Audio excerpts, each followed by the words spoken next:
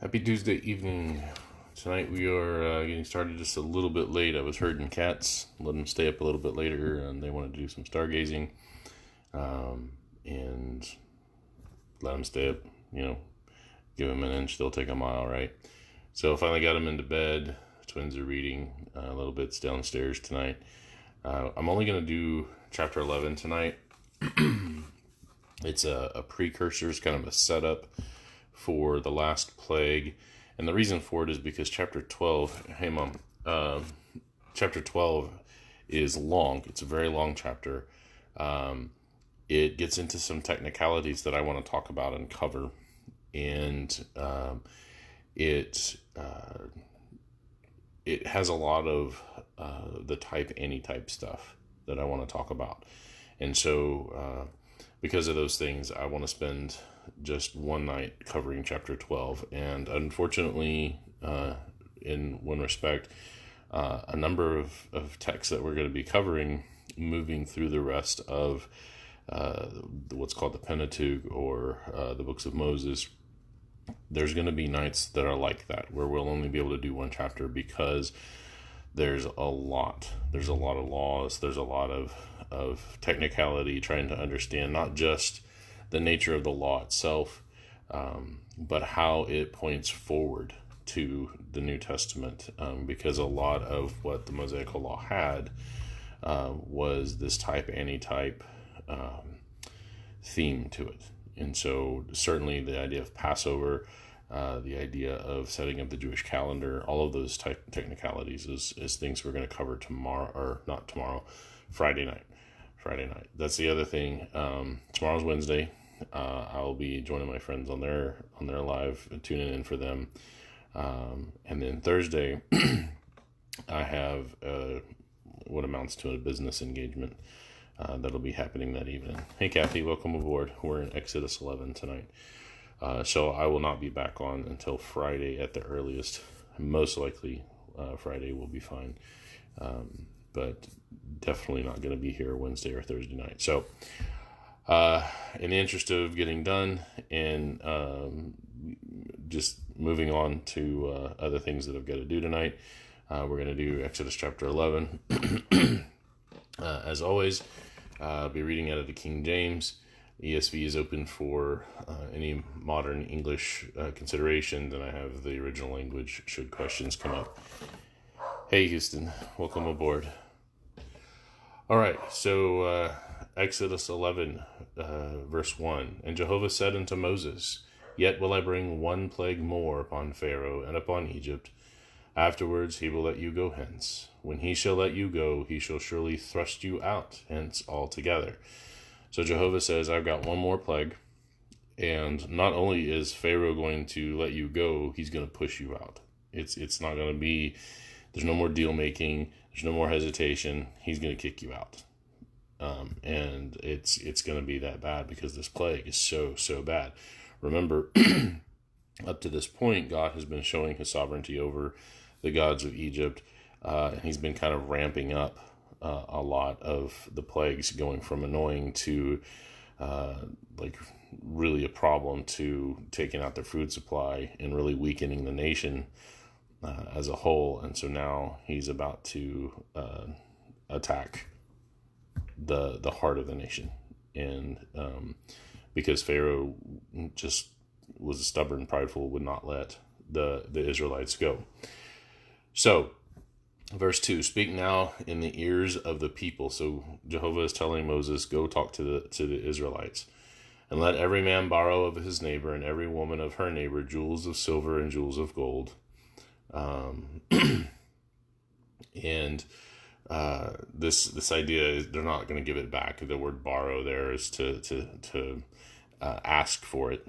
This isn't a stealing. They're not going in at knife point and saying, give me all your stuff. They're saying, we're leaving and we would like a parting gift, essentially. A lot of times people are like, they completely and totally stole from the Egyptians. Well, no, it says go borrow, go ask for these things.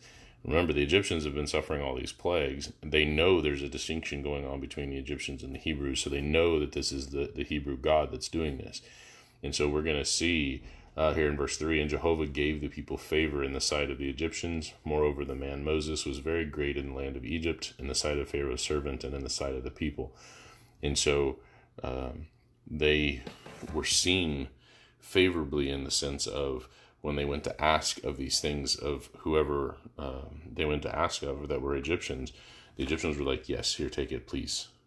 And so there's no idea here or concept of theft that's going on. They know what's happening. They know that the Hebrew are trying to leave. They know that Pharaoh is being Pharaoh and not letting them go. And so there's this friction that's going on, and the people are wanting the Hebrew to leave now. They want them out. The servants of Pharaoh want them out. And Pharaoh is the one that's being stubborn. And because he is a quote-unquote God king, that's where he has the final say. He's a dictator, and so he has the final say. So verse 4, and Moses said, thus saith Jehovah, about midnight will I go out into the midst of Egypt. Again, who's going to go out? It was presented unto me that this was the angel of death. Always heard this growing up as angel of death. I think the Ten Commandments presents it that way. I don't recall how Prince of Egypt presents it. It is cartoony, and it's for a younger audience.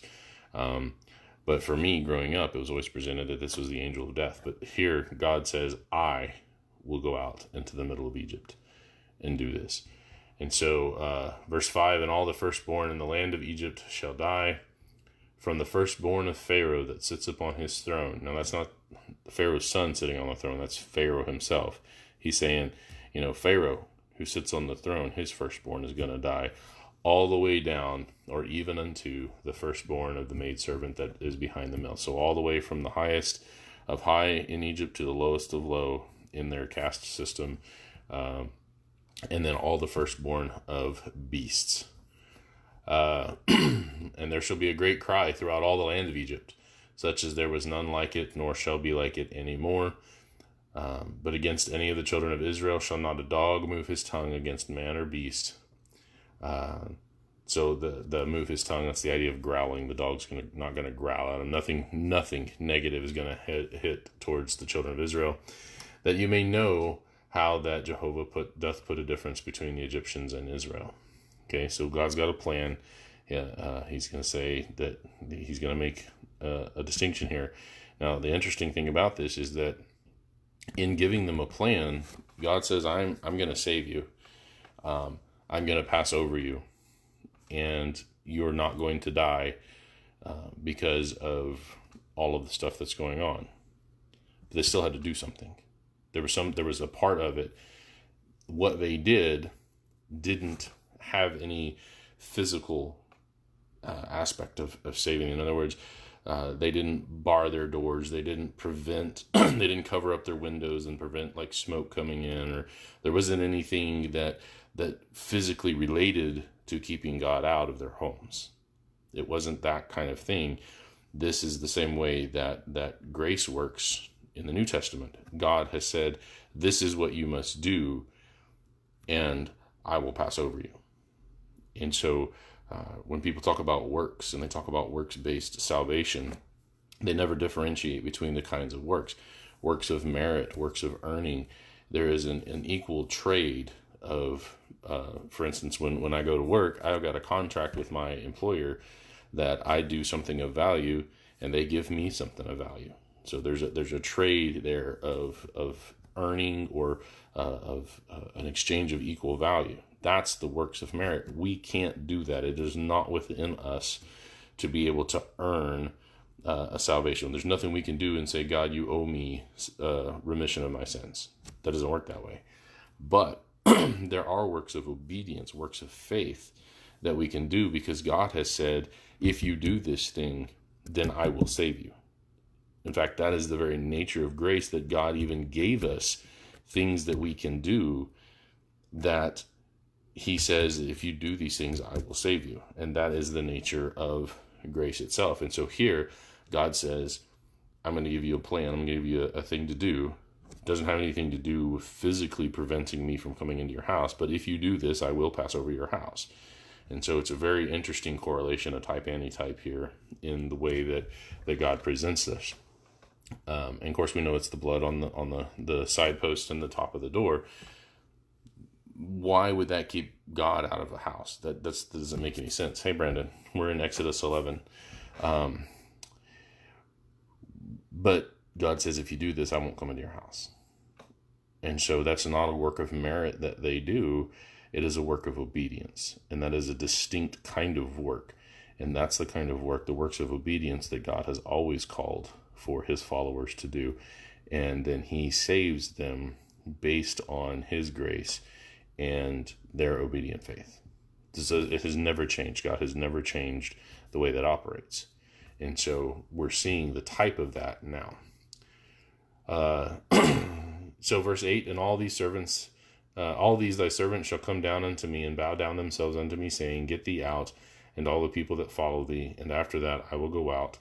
And he went out from Pharaoh in great anger. So Moses has then relayed this to Pharaoh. Moses has given this message to Pharaoh, and so Pharaoh hears again. There's gonna be this great thing. Now he doesn't go to Pharaoh in a direct sense, because Pharaoh's already told him, if I see you again, I'll kill you. But the message gets to him through his servants and whatnot, because they know Pharaoh's like, oh yeah. Pharaoh is hearing about how the Hebrews are borrowing all this stuff from their Egyptian neighbors and whatever. So he hears about it secondhand, and so this servant comes in and tells him, and now Pharaoh is super, super angry. Definitely not going to let him go at this point because of this threat. Because that's how it works, To Pharaoh, that's his mode of operation. He hears a threat, he hears something that's gonna happen, and he gets all stubborn about it. And then when it does happen, he's all, "I'm a sinner. Please tell God to take it away," or whatever. And so anyway, he went out from Pharaoh in great anger. And Jehovah said unto Moses, Pharaoh shall not hearken unto you, that my wonders may be multiplied in the land of Egypt. So God tells him, Pharaoh's still not going to listen to you. And so Moses and Aaron did all these wonders before Pharaoh. That's kind of a summation thing there. Hey, Rosalind. Hey, Tracy. That's a summation thing. That's not talking about him going right now and doing any specific thing, but just that Moses and Aaron did all of these things before Pharaoh. And because of it, Jehovah hardened Pharaoh's heart. His heart was hardened because of the things that were said unto him, the things that were done before him. Not because God went into Pharaoh and flipped the supernatural switch so that he didn't have a choice in it. So that he would not let the children of Israel go out of his hand. So this chapter here is kind of the precursor. This is God telling Moses, and kind of indirectly Pharaoh, what was going to happen. Pharaoh knows what's going to happen. He still won't let the people go. His pride is that much that he would put his own people in harm's way this way. But this is setting it up. And so when we get into chapter 12, and chapter 12 is very, very long. It is 51 verses long. So when we get into that Friday night, we're only doing chapter 12. We're going to see the plague. We're going to see the setting up of a number of things, including the Jewish calendar. And we'll talk about that and how it pertains to the week that Christ was crucified. Because there's a lot of things that go on in Exodus 12 that pertain to that last week, what we call the crucifixion week, or the Passion Week, or whatever you want to call it. And so we'll talk about those. So Friday night's going to be kind of long. I might try to get a little bit of an early start on that one because of it. We'll see what my kids are doing, what my kids will allow. So hope you will be here for that. As for tonight, like I said, it's going to be short. It's a very short chapter. Not much to cover, not much detail or depth to go into tonight. So I do thank you for coming on board. We will press forward on Friday. I will not be here tomorrow. I will not be here on Thursday. I have other things that I'm going to be doing. So Friday, I hope that you will join me then, and we will continue with our study of the Old Testament. So, you have a great night. Thank you.